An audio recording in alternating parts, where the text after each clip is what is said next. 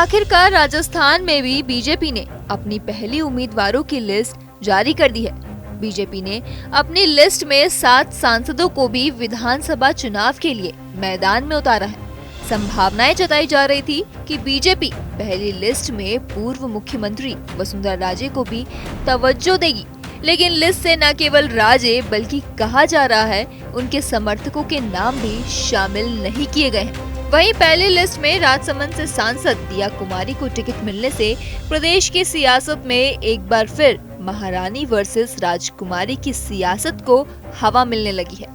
BJP ने अपनी पहली लिस्ट में राजसमंद से सांसद दिया कुमारी को जयपुर की विधानसभा सीट विधानगर से उम्मीदवार बनाया है। दिया कुमारी पहले भी विधानसभा का चुनाव लड़ चुकी है। 2013 में दिया कुमारी ने सवाई माधोपुर से विधानसभा का चुनाव लड़ा था। तब उनके सामने थे मौजूदा वक्त में बीजेपी के राज्यसभा सांसद किरोड़ी लाल मीणा।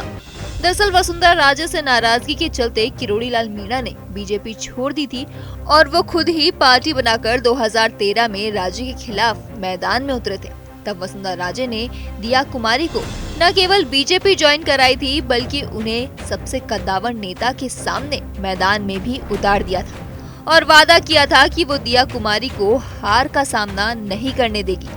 नतीजा भी राजकुमारी के साथ ही महारानी के पक्ष में रहा और 2013 में बीजेपी ने प्रदेश में प्रचंड बहुमत हासिल की। लेकिन राजे के सत्ता में आने के बाद दोनों के बीच की दूरियां बढ़ने लगी और इसकी वजह बनी राजमहल पैलेस विवाद।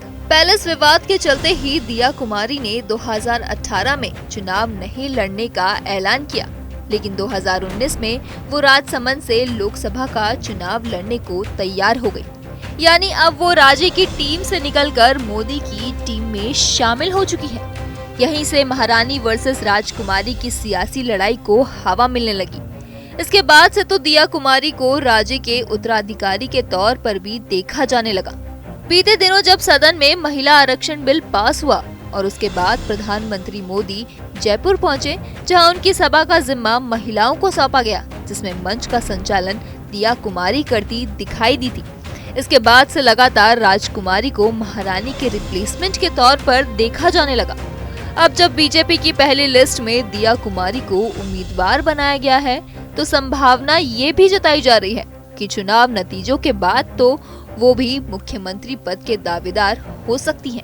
आपको बता दें, ये पहली बार है जब राजस्थान में बीजेपी बिना मुख्यमंत्री के चेहरे के चुनाव मैदान में उतर रही है। इससे पहले चुनाव में राजे के नेतृत्व में न केवल बीजेपी मैदान में उतरती थी बल्कि चेहरा भी राजे ही हुआ करती थी।